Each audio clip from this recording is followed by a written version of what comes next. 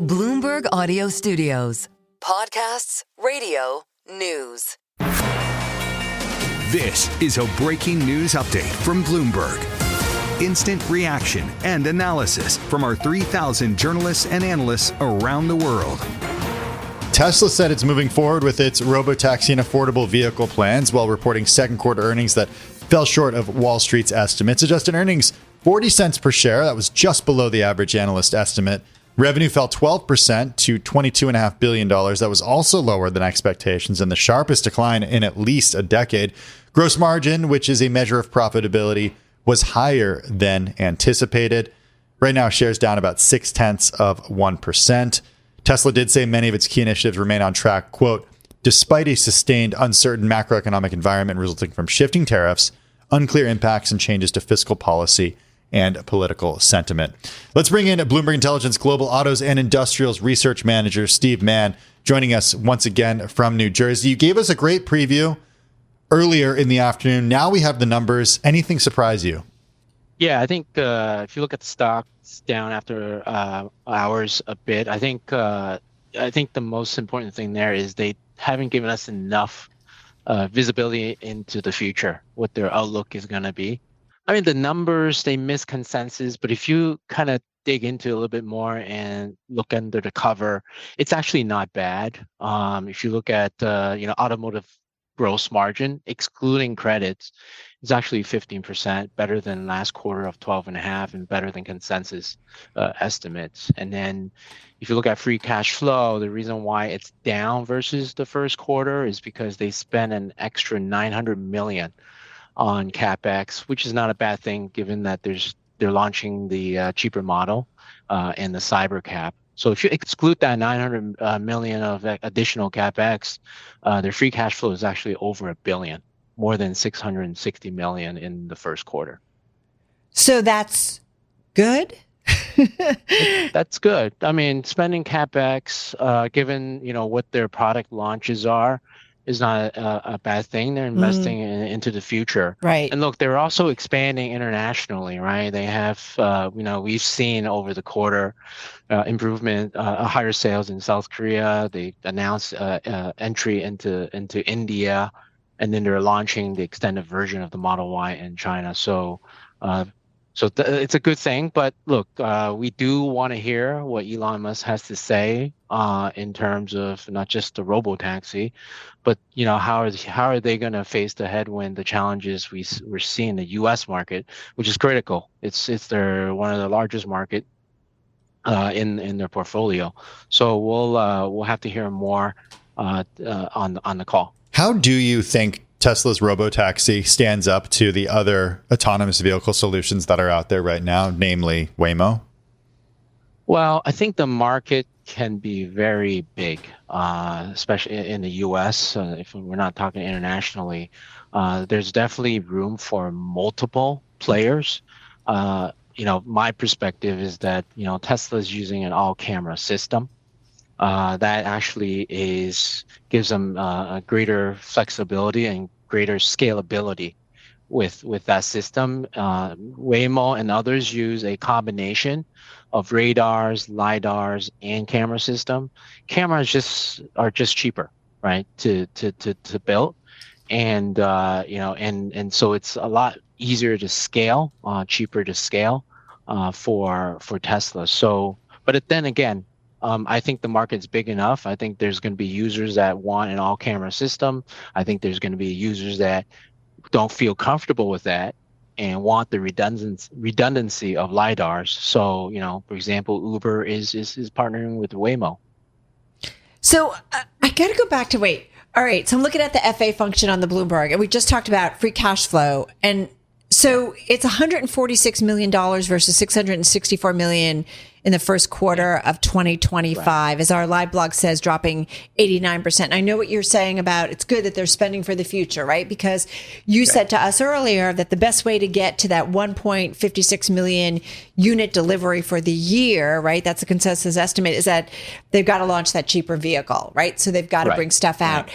Do we have to be worried, though, about that low number, or they're going to be fine?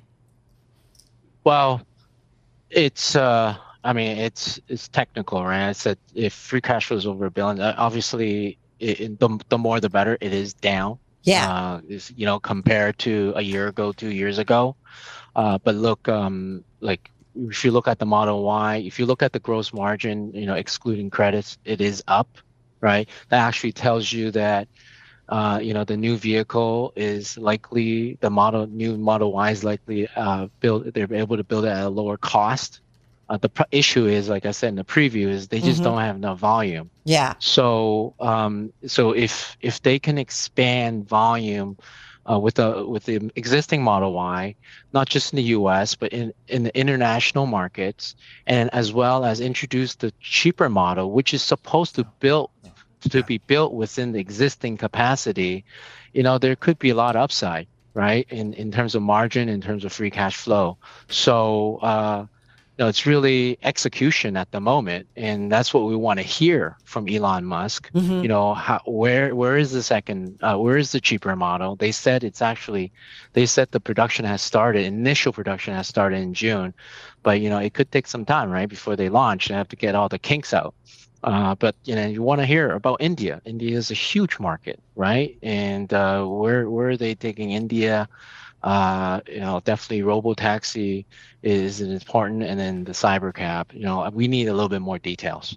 All right, details is certainly near-term details. Near-term details. Near-term details. All right, great setup. Right. Steve Mann, thank you so much. We're going to look forward to reading your research in the after hours and certainly into tomorrow's trade. Steve Mann, Bloomberg Intelligence Global Autos and Industrials Research Manager, joining us from BI headquarters in Princeton, New Jersey. I want to go right now and bring in Ross Gerber. He's president and CEO of Gerber Kawasaki Wealth and Investment Management. As of the end of last year, had about $3.4 billion in assets under management. Long-time outspoken Tesla bull, more recently expressing concerns about the company, as he did 3 months ago after the last quarter earnings report. According to the Bloomberg Terminal, Gerber Kawasaki still owns about $78 million worth of Tesla stock. Ross, good to have you with us this afternoon.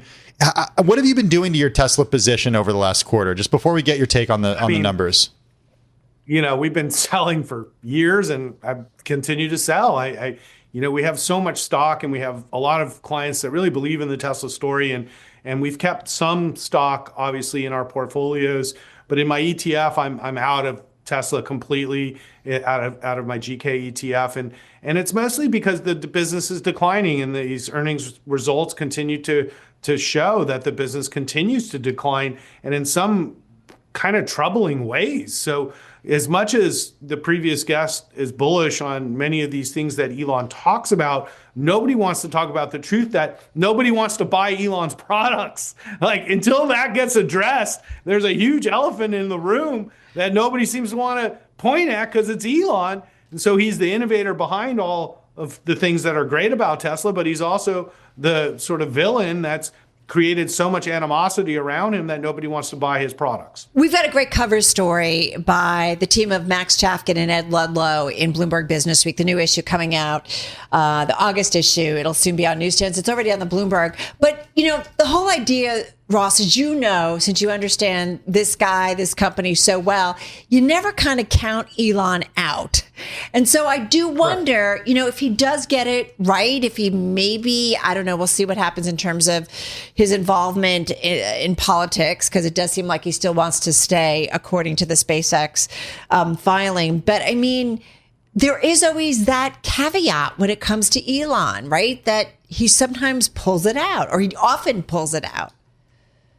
Yeah, and I think that's been true in the past, and I'm very grateful that he pulled it out 5 years ago when it really mattered, and Tesla was almost on the verge of bankruptcy, and it has become a very successful company.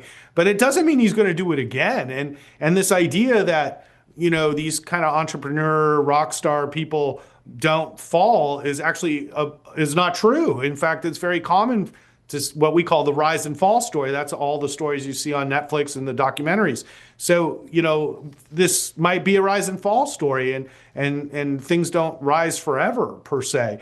And I always remind people, I don't think most people even know who invented the television, but the television was invented in the United States by a company called RCA, which was like the hottest stock of the 50s. Mm-hmm. Well, how many TVs are made in the United States today? And the answer is 0. So the very same thing could happen in the EV business.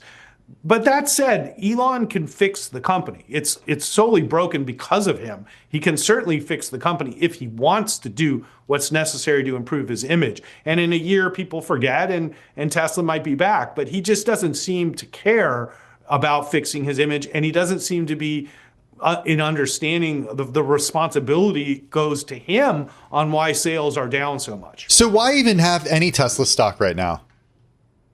I think the reason I hold personally still some Tesla stock is for the same hope that we all have, that they are definitely focused on a future. And especially for me, a climate activist, it's a green future that I'm pushing. And Tesla still is the leader in green, transportation and energy. And I think it's an incredibly important company to succeed. Hence why I'm out here banging on Elon all the time. It's not, for any other reason than wanting to see Tesla succeed, because it's crucially important to climate change. But this robotaxi business is not crucially important to anybody. So, I think Tesla's main business is selling EVs and energy storage, and they should be focused on repairing that main business. And I think their other future endeavors are interesting, and that's why it's a reason to hold the stock. But it also trades at 150 times earnings that are going down. Okay. And so, you have to weigh that too. In the past, you've talked about how nice it is to drive a Rivian, for example. Are you willing to now invest in any other EV company that you've turned on Tesla? No, I've lost a lot of money in EV businesses over the last 5 years that I've hoped would succeed, and including Rivian and many others. And unfortunately, many of the EV operators are now having all the incentives taken away from them, as well as traditional car companies, along with tariffs and everything else. It's just really a horrible setup to be a car company. The car company we own is Ferrari, actually, which has no problem selling their cars at 40% margins that make Tesla look like chump change. So, truthfully, it's just a tough to be in a global auto business on a great day, let alone with Trump as president. So it's a very tough time for the businesses, and I'm just not recommending that right now, versus a stock like Train Technology that makes, clean energy air conditioning units, where the demand for air conditioning is off the charts. And that's been a wonderful green energy investment, along with GE Vernova, right, which we also own. That's been a wonderful green energy investment, but it's not EVs. Hey, listen, I do want to go back to, we've got the Tesla Live blog going on, and just tracking everything that's coming out of the earnings. Ardana Hull, who covers Tesla and Elon, says page 12 of the shareholder deck shows the Tesla ecosystem, which includes Optimus, we know the robot, pushing a baby stroller. Ross, when it comes to Tesla and the world of Elon, there are so many different moving parts. There's, the shining beacon of SpaceX, right? That's a really great business. There's all the AI stuff that's going on. There's so many different moving pieces. What else do you want to know, from the Elon universe? Well, I think the most important thing in my mind that has the biggest opportunity to help Tesla is this low-cost vehicle they keep talking about. They have so much excess capacity in their factories now because they're not selling more cars, that they need a new vehicle. And also for addressing other markets, whether it be India, China, and Europe, you need a small vehicle that's inexpensive to compete against the other EV players and regular traditional car companies. And they need to do this now. And the sooner they do this, the better. And that's the most important thing. I know we like to talk about the day a robot is pushing my kid around in a stroller, but that day is long in the tooth from coming. Nor does anybody in the world would trust some big robot made by Elon Musk. Ross Gerber, always appreciate you finding time for us.